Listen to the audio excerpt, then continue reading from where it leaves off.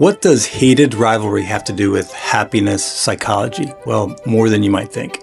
The rivalry on the ice, the rivalry off the ice, the tension, the secrecy, the stolen glances, and yes, the steamy scenes. So what keeps us invested, at least from my perspective, are some of the quieter moments underneath that heat. There's actually a Danish and Norwegian word for this kind of warmth, safety, and intentional togetherness. It's called Hygge. Their rivalry is the public performance. Their Hygge is the private reality. So my partner and I have this practice, this routine. It's not something that you're going to see in Architectural Digest, but honestly, it is probably my favorite part of the day. So what about you? I want to encourage you to try this Heated Nordic Happiness Challenge this week. Hi, I'm Dr. Dave, and welcome to the Good Life Lab, where queer stories meet the science and psychology of a good life. I'm a therapist, college professor, turned YouTuber and content creator, and I just bring my experience as a therapist and a psychology researcher to try to enhance your lives in some way. So this is a part of one of my podcasts on my channel I'm calling Happy Heated Rivalry Hump Day. So welcome to the podcast and the channel. We're currently in this series I'm calling Heated Nordic Happiness. My goal is to talk about some of the scenes and themes of heated rivalry from a positive psychology perspective, which is my field, and some of the Nordic practices and concepts of happiness. If you haven't already, please subscribe. I'd really appreciate it. It helps me know to keep going in this direction. So please subscribe if you would. Yes, heated rivalry knows exactly how to get our attention. The rivalry on the ice, the rivalry off the ice, the tension, the secrecy, the stolen glances, and yes, the steamy scenes. The heat matters. The chemistry matters. The tension is the spark. But from a psychology perspective, that's not the only reason we keep watching. So what keeps us invested, at least from my perspective, are some of the quieter moments underneath that heat, underneath the tension, underneath the steamy scenes. So these are times when Shane and Ilya pull away from the world, not just for sex, but for a sense of connection, for privacy, and for safety. So it starts out as a hotel room after a game, a conversation no one else hears in a bathroom or on a rooftop. These are the rare moments in their lives when they don't have to be rivals. They're not athletes. They're not public figures or carefully managed versions of themselves. And eventually they can pull away to the cottage where they have 2 weeks alone together, where their hidden relationship becomes something more ordinary, intimate, and real. Yes, there's still heat. We love those steamy scenes, but there's also some quieter moments. There's play, there's rest on the couch, there's firelight, fireside chats, and the strange miracle of finally getting to exist together. That's where today's happiness concept comes in. There's actually a Danish and Norwegian word for this kind of warmth, safety, and intentional togetherness. It's called Hygge. So what is Hygge? Let's get into some of the science, some of the Nordic happiness practices. As you may or may not know, the Nordic countries tend to dominate the global happiness rankings. So in the 2025 World Happiness Report, for example, Finland ranked number 1, Denmark number 2, Iceland number 3, Sweden number 4, and Norway number 7. So in the top 10, they have 5 spots in the top 10 in terms of global happiness. And taken together, which will kind of flesh out one concept a week for the next 4 or 5 weeks, these countries suggest that happiness is not just about individual mood, but about cultures that support trust, social connection, work-life balance, time in nature, and everyday practices of well-being like Hygge and friluftsliv. So Hygge is actually spelled Hygge and is pronounced as Hygge. And it's a Danish and Norwegian concept that doesn't translate that easily into English. The closest we can actually get is coziness, comfort, warmth, and togetherness. So you may have seen this word around on mugs and stuff, but it's not a cozy blanket or a word on a mug, or a Pinterest board with a suspicious number of neutral tones, although I fully support the mugs and the blankets. At its heart, Hygge is about creating a warm atmosphere where ordinary life feels safe, intentional, and shared. So it's a candle lit at the end of a day, a quiet dinner with someone who knows the real version of you, sitting next to someone in a car or on a couch without feeling like you have to perform. And that's why this fits with happiness psychology or positive psychology, my field. When people talk about Nordic happiness, they often only focus on the big social factors like trust, equality, social support, healthcare, work-life balance. And those matter enormously, of course. But Hygge reminds us that well-being also rests in small, repeated practices. I think of Hygge as a permission structure. It gives you permission to stop optimizing your life for a little while, to stop performing, to stop checking the score, managing the image, or trying to be impressive. Instead, Hygge says, the moment is enough. This person, my partner, my friend is enough. And being here together is enough. Which brings us back to, naturally, of course, a secret gay hockey romance, as one does. So how does Heated Rivalry fit into all this? I'm just using it as a lens, as an example of how this practice works. So here's what I love about Shane Hollander and Ilya Rozanoff's relationship. On the surface, it is the least Hygge thing imaginable. These are two elite athletes whose public relationship is built around competition, aggression. On the ice, they are rivals. They hit, they take jabs at each other, they provoke, and they become symbols of their teams, their countries, and the whole machinery of professional sports. The public story, of course, is that these two men hate each other. They're rivals. But the private story, which we love, which I love, is the hotel rooms, where the doors close, the clothes come off. The banter continues, but in a softer, flirtatious way. Laughter, romance, bodies allowed to soften. Two men who spend their professional lives being watched by everyone, finally finding a place where no one is looking. That is their secret sanctuary. And I think that's why these scenes are so emotionally powerful. They're not just about sex, secrecy, or forbidden romance. They're about rest.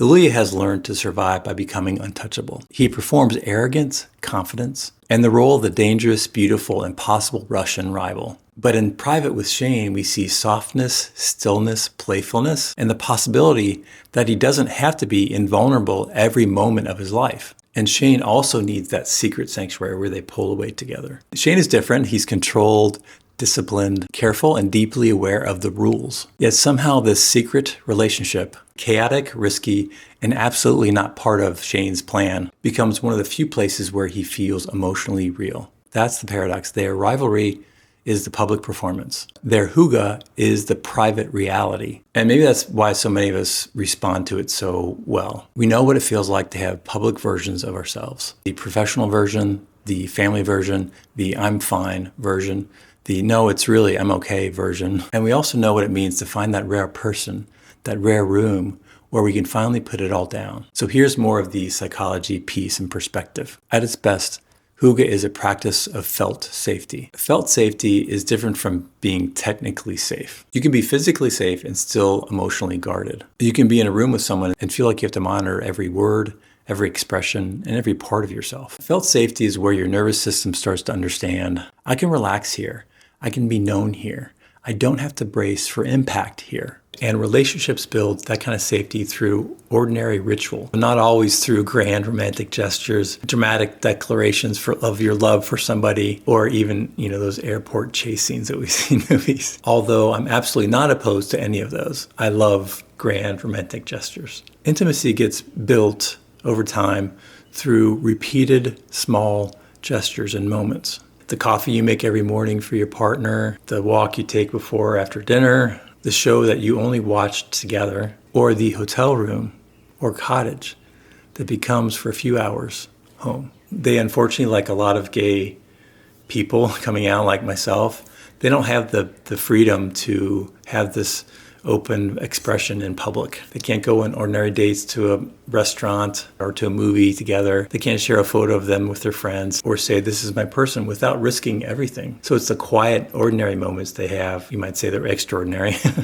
with these two beautiful people together, but it's those moments they have together that become extraordinary. And that's the lesson for us. You don't need a perfect public life to build intimacy. You need repeated moments where somebody feels safe enough to finally be real. So my partner and I have this practice, this routine.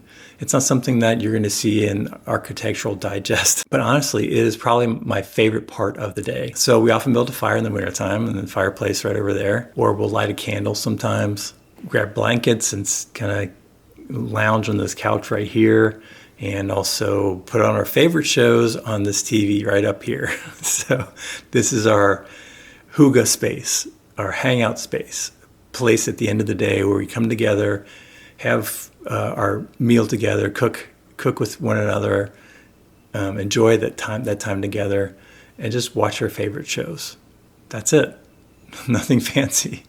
That's Hygge for me. But what it signals actually is bigger than the activity itself. It says, this is our time. The world is outside the door for a while. The to-do list can wait. The stress can wait. We often don't take calls in the evening to just kind of be together. So in here, it's just us. It's warm. We're together and we're present as we watch our shows together. That's our routine. That's our Hygge.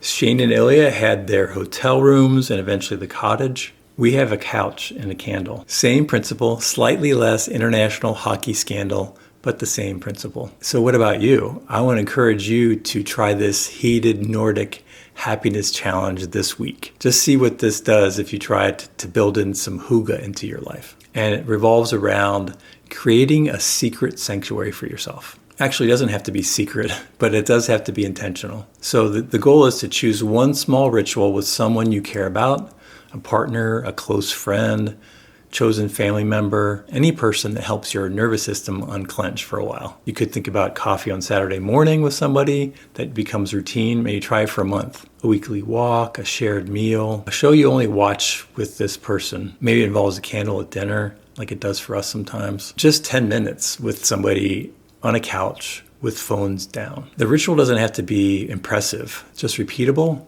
simple, and warm, where you feel a sense of warmth and connection with the other person. And when you do it, like we're so used to now and trying to optimize our lives, don't turn it into a self-improvement assignment. Just be there. Let the ordinary moment be enough. Because one of the greatest lessons in Heated Rivalry that I found, one of the greatest lessons in just having a meaningful life according to science, is that love lives in quiet moments. That's Hygge.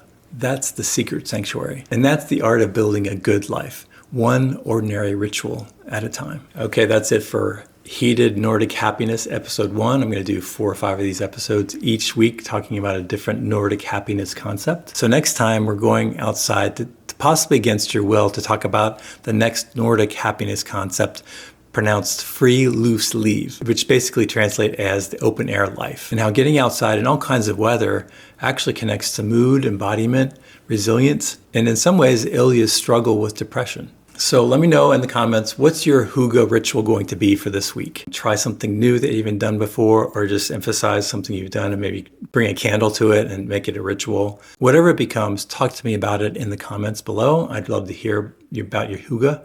I'll try to respond. I'm not great about responding to comments, but I'm going to try to, in this series, really pay attention to the comments and respond to them and try to engage around these concepts to make them more real for us. So if you haven't already, please subscribe. I'd really appreciate it. It helps me keep going in this direction, building meaningful content, hopefully for you. So check out my Substack also if you want to read more gay romance types of things. I'm creating my own series around my experiences and what's brought me to this point in my life.